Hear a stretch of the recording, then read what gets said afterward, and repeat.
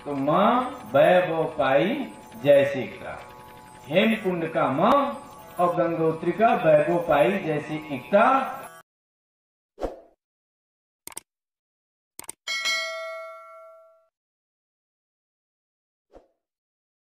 आपका प्रश्न है कि जीव अपने माता पिता के शकल के ही क्यों होते हैं। आपने कई बार इस बात को दोहराया था। आइए उसके पहले हम परम वचन का गायन कर लें, इसके बाद इस पर चर्चा करें। माँ वैभव पाई जैसी एकता। भाइयों बहनों मित्रों, सादर जय जगन्नाथ। जीव अपने माता पिता के शकल के ही क्यों होते हैं? बहुत गूढ़ प्रश्न है और बहुत विचारणीय भी प्रश्न है। विज्ञान भी हो सकता है इसके बारे में भी विचार न किया। आइए, विज्ञान केवल गुणसूत्र अर्थात जीन्स पर आधारित संरचना बताता है। यह प्राकृतिक सिद्धांत नहीं कहा जा सकता। हम केवल शकल की शोध कर रहे हैं। अक्सर देखा जाता है कि जो जीव जिस माता पिता या बीज से पैदा होता है वह उससे अधिकतम मिलती जुलती उसकी शकल होती है। कुछ तो हूबहू वैसे ही होते हैं।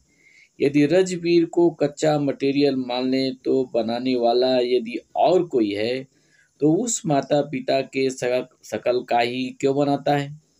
मिट्टी गारा यदि रजबीर है तो बनाने वाले को चाहिए कि कोई भी अति से अति सुंदर शकल बना दे, पर ऐसा क्यों नहीं होता। इसी बात की हमने शोध किया है। आइए गहराई में उतरकर इस प्राकृतिक सिद्धांत को समझें। यह मानवीय विज्ञान नहीं, प्राकृतिक विज्ञान है। इसमें धर्म, ईश्वर, देवी देवता का आरोपण न करें। उनके बस का यह सिद्धांत नहीं है। उन्हें भी इसी प्राकृतिक सिद्धांत के भीतर जन्मना और मरना होता है। वे भी प्रकृति के अधीन ही होते हैं। प्रकृति से बड़ा कोई देवी देवता नहीं है। रज और वीर मातृ सत्व और पितृ सत्व में अंडज और पिंडज पैदा होते हैं। हवा, पानी, भोजन इत्यादि भौतिक तत्वों के माध्यम से चेतनांश शरीर में श्वास, भोजन, पानी, आग, ध्वनि, प्रकाश के माध्यम से शरीर में पहुंचते हैं।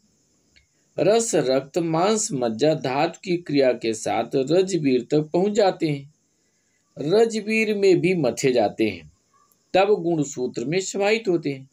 शुक्राणु अंडाणु के भीतर गुणसूत्र जीन्स होते हैं। शुक्राणु चुंबकीय गुण प्रधान के होता है और अंडाणु आकर्षण गुण प्रधान के होते हैं। शुक्राणु अपने को ऊर्जामय बनाने के लिए चुंबकीय ऊर्जा के साथ नुकीला बनाने के लिए गर्भाशय में काफी तेजी से चक्कर लगाता है। तब जाकर शुक्राणु धारदार नुकीला विद्युत चुंबकीय हो पाता है। उसी प्रकार से अंडकोश से निकले अंडाणु भी गति करते हैं। अंडाणु बाईं ओर से गति करते हैं और शुक्राणु दाईं ओर से गति करते हैं। जब शुक्राणु और अंडाणु इतने पैने हो जाते हैं कि उनके ऊपर की भित्ति मात्र चुंबकीय विद्युतमय हो जाती है, तब संयोग से शुक्राणु और अंडाणु टकरा जाते हैं। तब शुक्राणु काफी तेज गति के कारण नुकीला शुक्राणु अंडाणु के भीतर प्रवेश कर जाता है। यहीं से गति क्रिया प्रारंभ हो जाती है। अंडाणु में आकर्षण का गुण होता है अर्थात विलय का गुण, और शुक्राणु में चुंबक का गुण अर्थात अपनी ओर आकर्षित करने का। इन दोनों गुणों के कारण गर्भाशय के भीतर गति क्रिया प्रारंभ हो जाती है। शुक्राणु और अंडाणु की बाहरी चुंबकीय विद्युतीय भित्ति एक दूसरे में विलय जैसे हो जाते हैं। इनके विलय होने में टाइम नहीं लगता। अब दोनों के काया भित्ति के संयोग विलय को भ्रूण कहते हैं।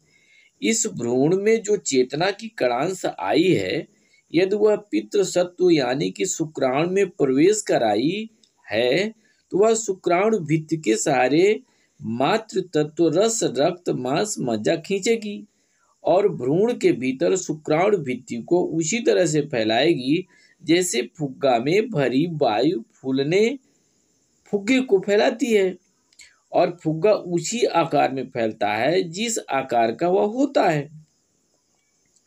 शुक्राणु के भीतर जीन्स में समाई चेतना पितृ सत्व के व्यक्तित्व में समा चुकी होती है। गुणसूत्र व्यक्ति का अंतिम सार तत्व का व्यक्तित्व होता है। चेतना उसे फैलाती जाएगी और नाड़ के सहारे चुंबकीय आकर्षण और गति के सहारे आ रही कोशिकाएं धात्विक कणों को जहां उचित समझती है वहां लगाती जाती है। जब वह अंग बन जाता है तथा जिस किसी दूसरे अंग की उसे रचना करनी होती है उसी शुक्राणु की भित्ति पर थोपती जाती है, जो शुक्राणु के व्यक्तित्व के शकल का आकार लेता चला जाता है। शुक्राणु के भीतर जीन्स पूरे पुरुष शकल का ढांचा गुप्त रूप से रखे होते हैं। वह जीव पिता के शकल का होगा, चाहे नर हो या मादा।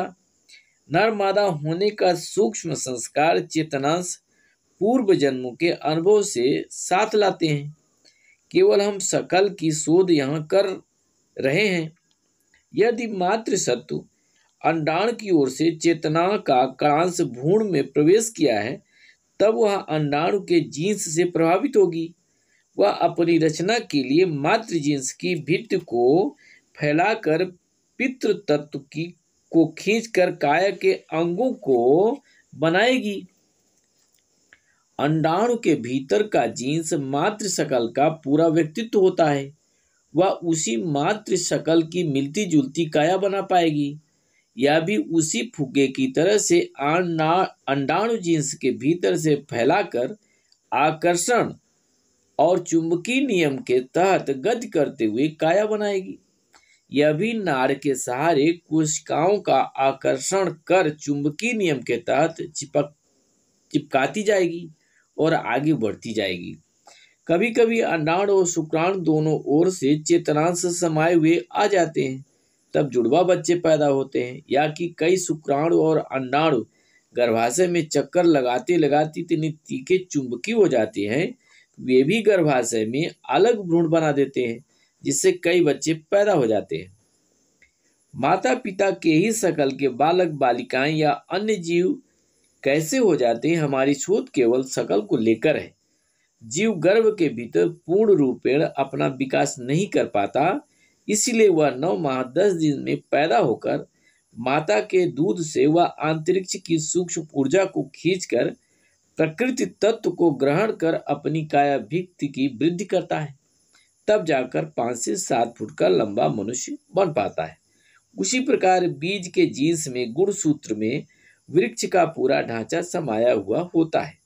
वृक्ष का जीन्स में समाई चेतनांश उस वृक्ष को फैलाती जाती है और पृथ्वी एवं प्रकृति के तत्व आकर्षण गुण वाले होते हैं।